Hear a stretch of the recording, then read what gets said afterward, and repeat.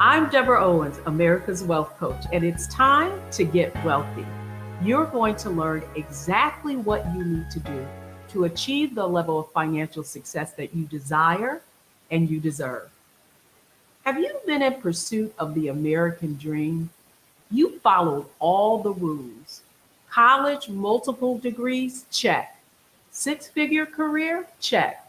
401k, IRA Roth, check. And yet you still feel financially insecure. Those dreams of retirement and travel are getting further and further away. Well, you're not alone. And today we're going to have a conversation with someone that followed all the rules and learned what she needed to do to finally get wealthy. So here are the three things they don't want you to know about getting wealthy.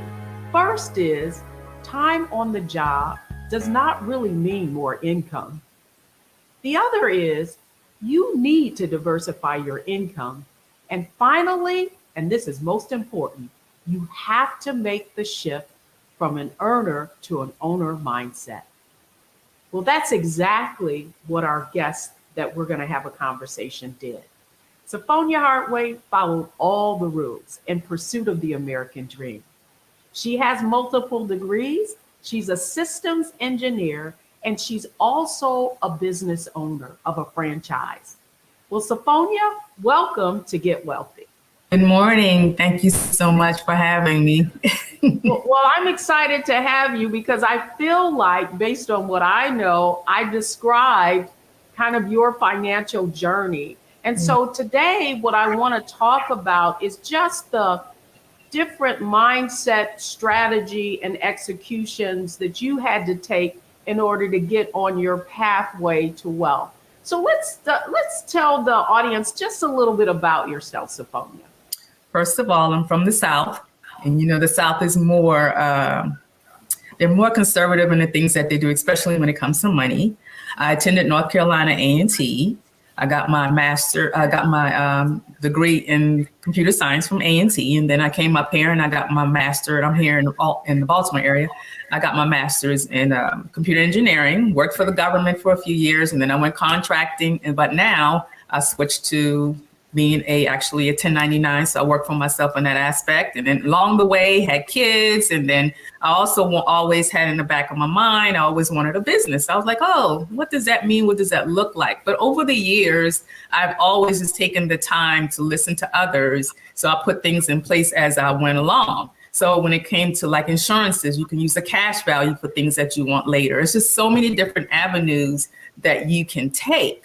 But the 1 month goal that I've always had, and I listened to Dave Ramsey, he said, if you want to live like no other, then you have to live like no other. So when I met you, I was like, oh, Deb is on that track. So I was like, you know what? Let me listen a little bit more and follow your rules. And that's what I've been doing. I love it. I appreciate it. So if you want to live like no other, you got to do things like no other, right? So that's how it is.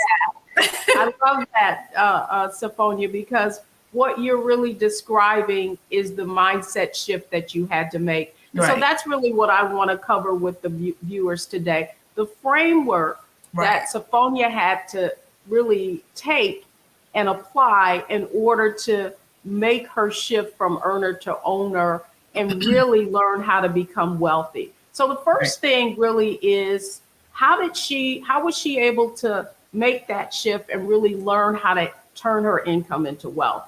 And then next, what were the strategies? And she talked a little bit about them already that she needed to begin to apply so that she could accelerate her financial growth and get on the path to wealth.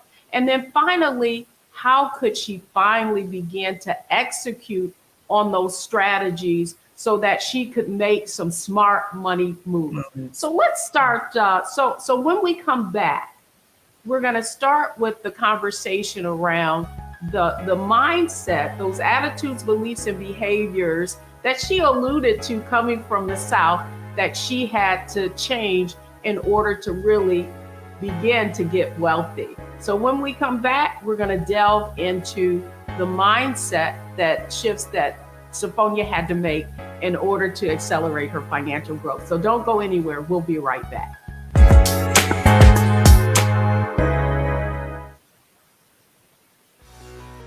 Let's be honest, as successful women, we're crushing it. Maxed out 401k and Roth IRA? Check. Aggressive savings and investments? Check.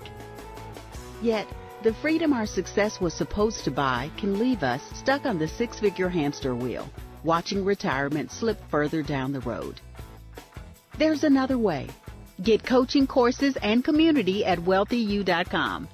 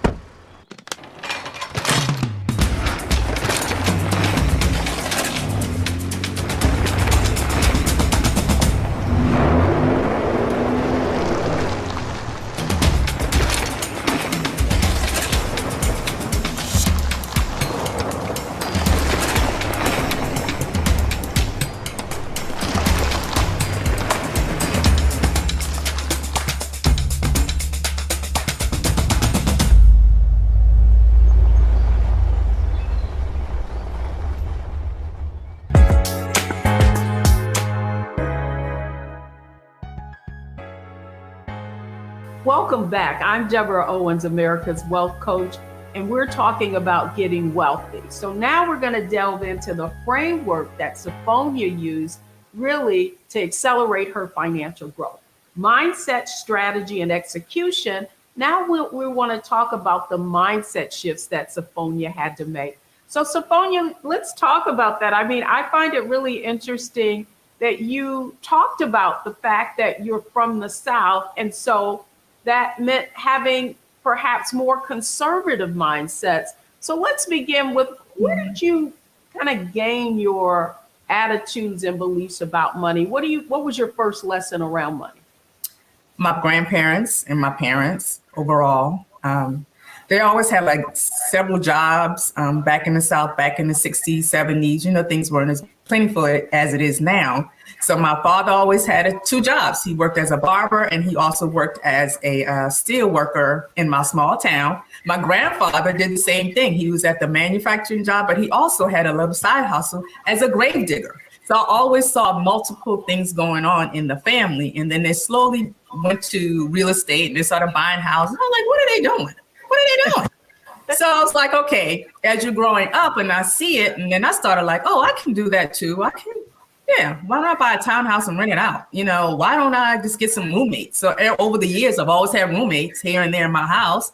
And I always said, oh, that's extra money. I love that. But, you know, I do find it interesting, Sophonia, that you really follow like the middle class path that your parents. So did your parents really instill in you to get that education and really saw you shifting to more of a professional kind of lifestyle? Or do you feel like you're observing how their path to financial success influenced you as well? It's both. It's opportunities that they didn't have that I had. They gave me that option and I just ran with it, but not sure how I was doing it. They always said, just go to school. If you want to go to school, we'll go to school. My father paid for my education undergrad cash. He paid for it. So that lets you know it's not about what you make, is what you do with it that determines your success. So he paid for it. When he did that, I was like, that's what I want to do for my child. And I want that to be the legacy in the family. So when I moved to the professional, I was like, you know what, I can do a little better with it because I am making more than they did. And they did it.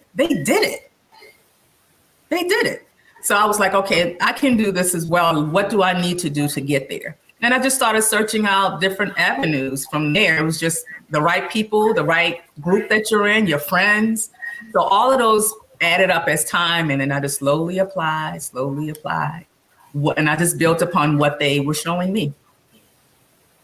That's interesting because you mentioned too, I mean, North Carolina, AT&T, HBCU, then you, Loyola, Maryland, my alma mater as well. And yet, in terms of your education, did you learn anything about building wealth in your formal education? See, funny you said that. The entire time I was speaking, I mentioned nothing about my formal education. Isn't that weird? Nothing except that I obtained those degrees. That's it. Nothing else. So it wasn't about the formal, but the formal was a catalyst to other things, right? So you need one to go to the next. But it's like I never really, no, it had nothing to do with, except that it helped me pay the bills. To your point that you had all of this formal education, when you think about the fact that you have a degree in computer science, you're a systems engineer, talk to us a little bit about your educational experience, and throughout that time that you gained your education, how you learned to maneuver and use that knowledge, perhaps consciously or subconsciously, to build wealth. Okay. So I said, I will take this. The formal education part. Some people say you don't have to go to school. You shouldn't go to school. Okay. I am a critical thinker. That helped me along with my critical thinking on how I want to be strategize what I wanted for myself. So if you don't go to school, that critical thinking may not be honed in as much as you would like it to be. But if the formal education allowed me to explore that more, be around others who have the same critical thinking type of skill set. And then they were able to help me strategize just the small things in my life to make sure I achieve the goal. So when it comes to applying and goal setting and following through, you learn all of that. I believe in the formal education part. But you still need that foundation of where you want to plant your seed in order to grow that strategy and the goals, et cetera, et cetera, et cetera. I think I said that right. No, I love that. I love the way you frame that because, one of the things I know about you is that even though you had that formal education and you had a pretty successful career, certainly hitting that 6 figures and beyond, just in terms of your income, there were still some things that you did that, in terms of investing in real estate. Share with us a little bit about that, though, even though you didn't have the knowledge or, a mentor around how to build assets outside of just a job. Talk to the audience just a little bit about intuitively what were some of the things you knew you had to do. As time went on, you got the education. I got it checked, right? Then I had my townhouse, which I still have today. And I wanted to move to a bigger house, right? So I was like, let me take this as an opportunity to make that into an investment property. So as I took slow walks, I believe, as time went on, I asked folks, I looked around to see who was doing better. If you're the smartest person in the room, you need to leave. Number one. I don't like being the smartest person in the room because I'm not learning anything. So I've always aligned myself with someone who's always, just a little bit more about everything. So I just wanted to make sure diversification was in my portfolio. Diversification doesn't mean you to have a whole slew of things, assets, and different things going on at a time. It could be you just have your investment property and you can have a portfolio. So I think if we take our time and stop take the pressure off of ourselves in regards to that, I think we could slow walk it with more confidence. So I just took the time and just started focusing on diversification.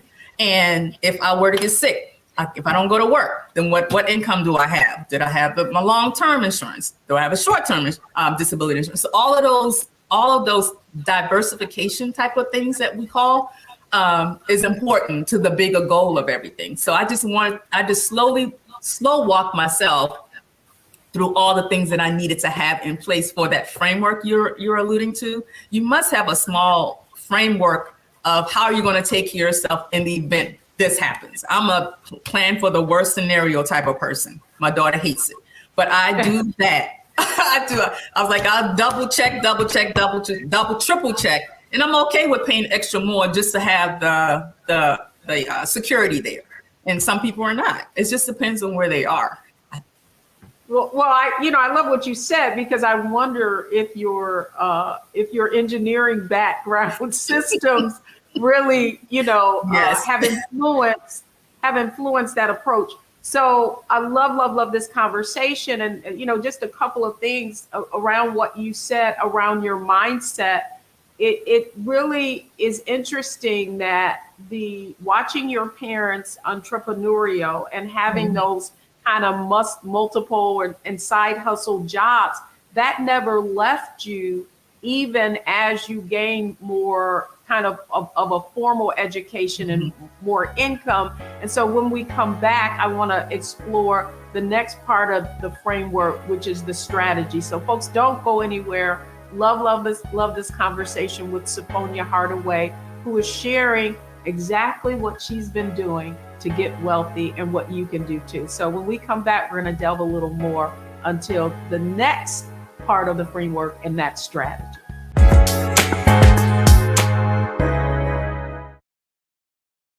Hi, I'm Dr. Jackie Hood Martin, and I have a question for you. Ever feel as if your life is teetering and the weight and pressure of the world is consistently on your shoulders? Well, let me tell you, living a balanced life isn't easy. Join me each Tuesday on Black Star Network for A Balanced Life with Dr. Jackie.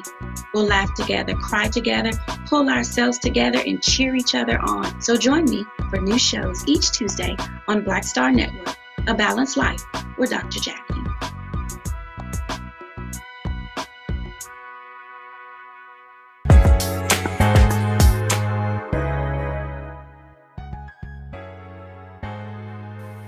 Welcome back, everyone. I'm Deborah Owens, America's Wealth Coach, and it's time to get wealthy. And we've been having a fabulous conversation with Sophonia Hardaway about her path to wealth.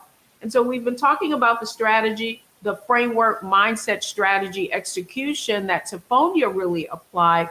And now, Sophonia, I want to talk a little bit about strategy and some of the strategies that you've used. As you say, you've slow walked, and I love the way you frame that, because that's really how you get wealthy. Many people, fast money is an oxymoron, and I love that you've been sharing with the audience your path.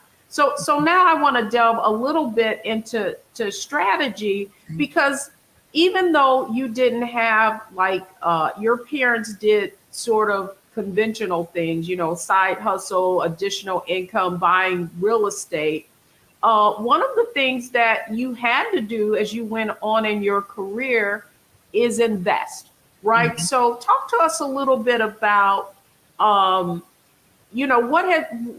did you need to do to really start building assets? Who did you go to for help? Okay, so the first one is your job. Right, we all had this financial planner that came to each of our jobs and talked about investing. And some says, quote, air quote, they want you to buy their insurance as well, right? So I was like, oh, that's my first step. Make sure that I'm covered for my family and I make sure I'm good, right? I took advantage of the 401k, and some matched and some didn't. But my dad, again, I'm gonna allude back to him. He said to me, make sure you put away for a rainy day. Make sure you're putting away money for retirement. And that's always been since day one. He said, make sure you do that. And I've always done that since day one. And I've been working like 30 years now. So it's like, I'm glad that I did that, even though it wasn't as much as I would want to a particular year, or things may happen, but I always was consistent in that. And consistency is what works.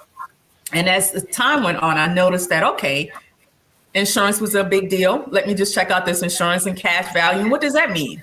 I got the insurance. My dad said, you need to go ahead and insure yourself. Okay, again, Deb, it's another thing, another checkbox that my dad mentioned to me, right? So I followed through, got the insurance, got the cash value, and I was like, whoa, wow, this is working. But I really didn't pay much attention to the cash value until I wanted to buy my franchise. So those I wanted to explore. I wanted to explore that with you. Mm-hmm. Yeah, about what influenced you. I really look at that as moving from earners. So you've had this, a stellar career. You've done quite well as a systems engineer, and yet you're still seeking out other ways to diversify, right, and build wealth. So what was the thinking behind you pursuing business ownership? I wanted to retire early. Okay, that's a good tip.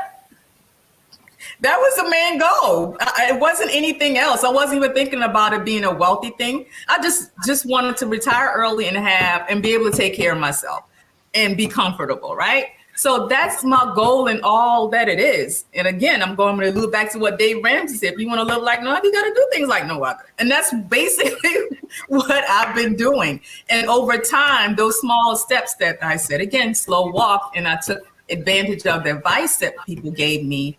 It just now, at the time when I wanted to buy my business, I'm like, whoa, I'm in a better position than I thought. And I was able to use it versus most people who have a 401k, they wipe out their 401k for their business ventures. I didn't touch my 401k at all, period. So that was a blessing in disguise. But again, slow walking and paying attention to advice and actually executing is what made the big difference for me. So you had your 401ks, you were with an employer. You mentioned earlier that now you're part of what you do is self-employment and 1099. Now, with that, you didn't get that 401k or the other things that you would had you stayed with a corporation. Talk to us a little bit about some of the other strategies that you had to do to still make sure you were saving toward your future, but also doing it in a tax advantage way. So with the 1099, I'm considered a self-employed person. That helps me with my taxes, right? So that also gave me more cash to be able to invest and save for myself. So working for an employer, you get what you get, the taxes is there. But if you're a self-employed person, again, the tax advantages are you're able to cut back a lot the taxes, your taxable income. And that cash that you're getting every month, that extra cash, whatever it is, can go toward actually investing in something, not buying Louis Vuitton and Gucci Wucci, but going and actually investing some money for yourself. See, I like nice things, but I'm not going to go broke doing it. That's just how it is. So that extra money was being invested.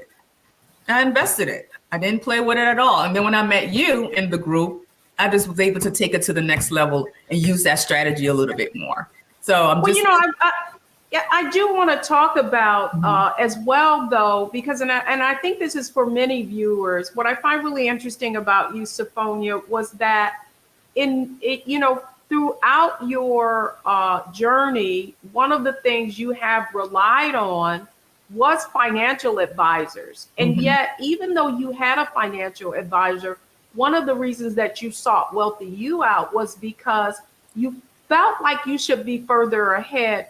You really weren't sure. And so the question I have for you just about was what, and you said you joined the group, right? Wealthy You. Talk to us a little bit about how you were feeling just in terms of you thought you had applied some strategies, but you didn't feel like you were further ahead. What made you seek further help?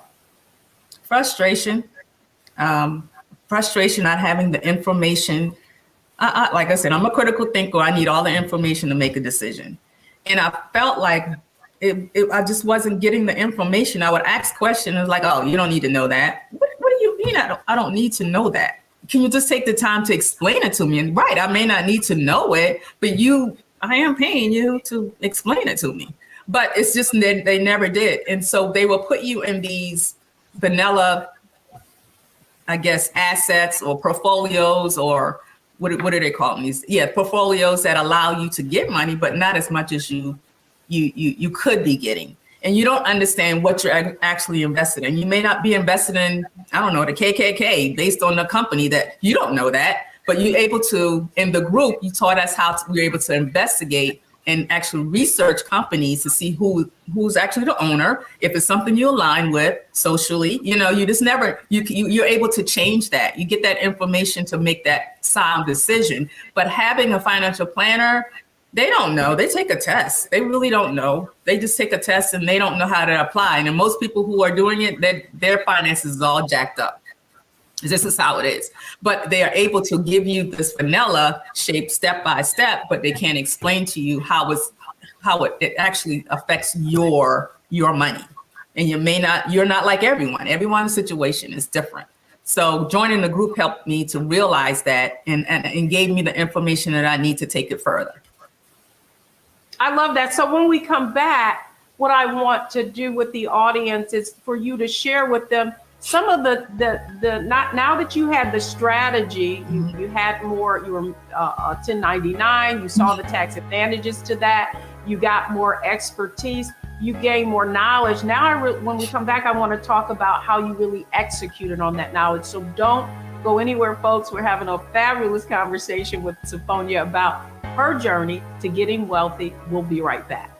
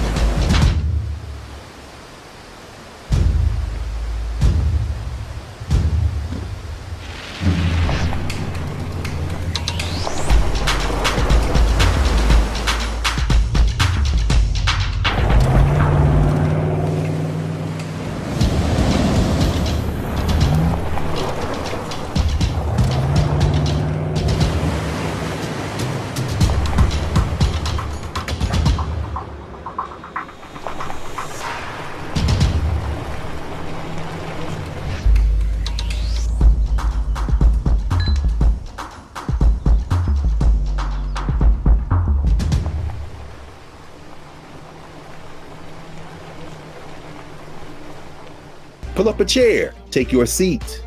The Black Tape with me, Dr. Greg Carr, here on the Black Star Network.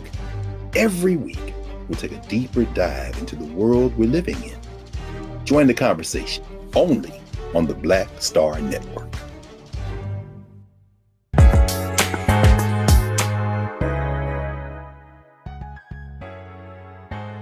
Welcome back. I'm Deborah Owens, America's Wealth Coach, and we've been talking about a framework, mindset, strategy, and execution that our guest Sophonia Hardaway has used to really accelerate her financial growth. Sophonia, first, let me just say thank you for just being so transparent about your own personal journey. Mm-hmm. So thanks so much. So now I want you to talk a little bit about, so you've used kind of like you've made this mindset shift from earner to owner, and you really always had that desire. Now that you were able to access more knowledge, mm-hmm. right, and start thinking about some of the strategies that you could employ to accelerate your financial growth, talk to us a little bit about, once you learned more information about analyzing and researching mutual funds, your existing portfolio and stocks, what are some of the things that you've executed on now that you know more? Researching more, asking more questions, and 3, changing, just updating your choices. I know I'm in the process right now. This is a 2022 to sit down and actually go through all of my assets and diversification and see if I still want to be where I am, or am I actually reaching the goals that I want to reach, yearly. And because of the market has been up and down, I'm pretty safe. I think I did like 30% overall, but it's like you have to know when to move and when not to move. I try not to use like the information we get in the group. Sometimes it could be overwhelming, Deb. It really can. But it's like I just sit back and I slow walk and take what I can take, and I move when I can move. and just slowly understand my goals and try to implement, slow walk it as much as possible to get where I need to go. Well, I do love that you brought up the point that sometimes it can be overwhelming. And I'm sure there are people listening to this program that are saying they're too busy, I don't have enough time. Let me just, hand this to someone. Talk to them a little bit about how you have been able to basically adapt to your own situation and go at your own pace. Yes. So I know one time, one of the having that financial plan, I called him a couple of times and I said, well, I don't want that anymore. No, I'm not comfortable with that on. He said, are you sure? And I was like, yeah. But that made him think about me a little bit more. So now he calls me more often than he did before. And he's like, are you okay with this change? Are you okay with this change? And I was like, what is that? What are they about? Et cetera. What is this? What are the expenses? What is the fee for that? So I'm able to ask more questions about it. And I get more respect, I think, now than I did before. So I slowly take the time. It can be overwhelming. You're not going to get it all at once. It's not perfect. But the fact that we're taking the time to invest in our own money by learning and applying, that's still a win. It's still a win. Well, I love that you said that, because what I see is and I'm sure what our viewers are seeing as well, is the confidence that you have and that you're exuding around your finances, around making savvy money moves. Mm-hmm. Talk to us a little bit about, how has the increased knowledge that you have reduced some of the fear that you may have had about making decisions on your own? Yeah, the unknown wasn't a good place. It wasn't a good place at all. And just putting all your assets and all your money that you work hard for into someone else's hand, it's not a good thing. We shouldn't do that. We should have some say in where we want our money to go. And we should have some say on how we want to invest it. So it's like, okay, this confidence has been pretty good to me. I may not get it right all the time, but as long as I get within a percentage of what I'm looking for that year, I'm okay with that. So it's like, it would not have been that way if I hadn't said that. I've been getting like 15% or 10% on something. Now I can get like 25% or 20%. Yes, a little bit, but it does add up over time with the compounding of the assets. So you just, the confidence itself, just knowing where you are financially has been awesome for me. Just knowing, like I know now. I assumed before, but definitely I know now. Yeah, it's just so interesting hearing you go from when you started out, and I asked you about your what caused you to seek more knowledge and information. You said is you felt like you didn't know, and you didn't like the feeling of not knowing, and now you know. And so, just in summary, what would you say to anyone watching this program around the shift that you made overall from earner to owner? You're now a self-employed, part of it as a consultant, running your own business. What advice would you give to people just based on the greatest impact that all of this has had on you overall? Don't follow the Joneses or the Johnsons or the Scotts or the Smith. Go for what you want in your life. Sit down, plan it out. Don't have to be perfect, but plan out your finances. It's really, really important that you do that, because if you don't spend it, it'll definitely be spent for you. So you definitely need to take that time to review it. Get a couple of girlfriends, have a glass of wine who you think you can trust with your knowledge of your assets. You don't have to be perfect about it. Just the strategies and what are you doing to get to retirement, because we're all going to get there one day, and we all need to be aware of where we are. We're on our 50s now. I'm in my 50s. My birthday is today. Woohoo! So I'm 53. Happy birthday! And I'm like, I have got to get it together. I'm on this show today. I'm like, oh no, I have got to get it together. So that's more urgency for me. That's who I am, right? So I work on urgency when it comes to me. and being on a timetable. So, and everyone may not be like that. Just don't follow anyone. Find out where you are and what you want, you in your life, not the Joneses, Scotts, and Johnsons, but where you want, and then start pulling back. Just pulling back. It may not be for you following them. It may or may not. But I definitely say, find out your goal, live like no other so you can live like no other, and execute. I love that. Sophonia, thank you so much for coming on Get Wealthy. And I love that you really shared with them the most important aspect of all. And that is, we all have our own kind of wealth levers, investment opportunity levers that we can pull, and that we need to do it on our own pace. And so, Sophonia Hardaway, thanks so much for coming on Get Wealthy and sharing your financial journey with all of us. Thanks for having me. Appreciate it. My pleasure. So don't go anywhere, folks, because when we come back, I really am going to share with you an overview, analyze, optimize, maximize, so you can apply and learn how Sophonia made her shift from earner to owner.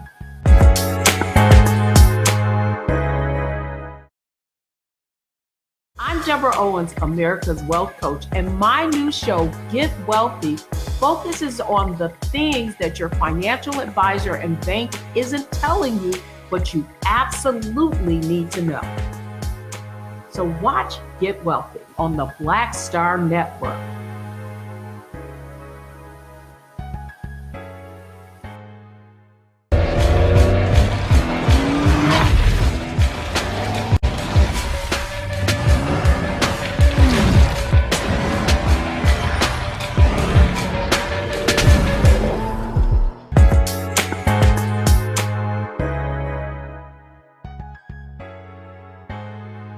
All right, so welcome back, everybody. Now it's time for you to learn here's what you need to know. Let's just review the steps that Sophonia took. First, she had to increase her financial acumen. For so many people, you're kind of out there in the dark and you really don't understand what you need to do. And so what you need to do first is, and Sophonia said it, was really assess where you are. What is it that you need to know that you don't know now, that you could really accelerate your financial growth? What knowledge do you need to have in order to really have a better conversation with your financial advisor, and so that you can hold your financial advisor accountable? Secondly, optimize. Once Sophonia was able to really analyze her performance, she was able to have a better conversation with her financial advisor about what her goals were, the fact that she wanted to be more aggressive, and that she wanted to accelerate the kind of returns she was having in her investments. And so that meant really having a full-on conversation with her financial advisor about what she wanted. And then finally, she was able to maximize her income and in her investment.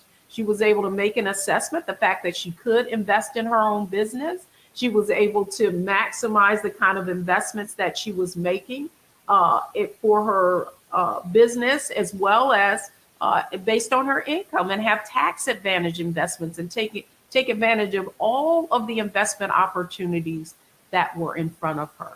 And what I want you all to know is that if Sophonia can do it, you can do it too. And so when we come back, I'm going to break down the next steps, the 3 things that you need to have gotten from this show that you can apply right away to accelerate your financial growth.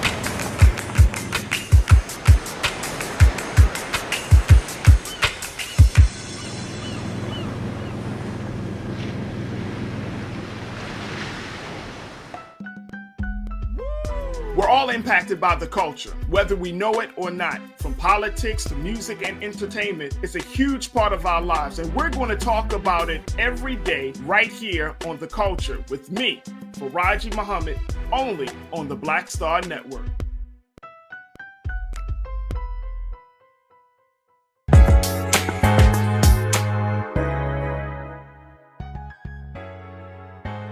I'm Deborah Owens, America's Wealth Coach, and welcome back to Get Wealthy. So was that an amazing conversation with Sophonia? She really is an example of what it means to shift from that earner mindset, just relying on that one income, to owner mindset, to knowing that she could not only diversify her investment portfolio, whether it's a 401k or anything else, but also that she could invest in a business and a franchise and also build wealth as well. So here are the 3 things you need to know from this show. And first of all is diversify your income stream. I love what Sophonia said about the lessons that she learned from her own parents. Even though they may not have had the formal education that they were able to provide her with, there were some lessons in there. And she learned how to diversify her income. She watched her own parents have multiple streams of incomes and then invest in real estate, and she followed suit. The other thing is take ownership of your finances. For far too many people, they're relying on the advice from others and not really being able to assess whether or not the advice that they're being given really is the in their best interest. And then finally, have the knowledge and information you need so that you can evaluate your advisors. When you learn how to analyze and research investments on your own, it allows you to take ownership and basically will give you the confidence that you need to make further decisions as you go on your journey to wealth.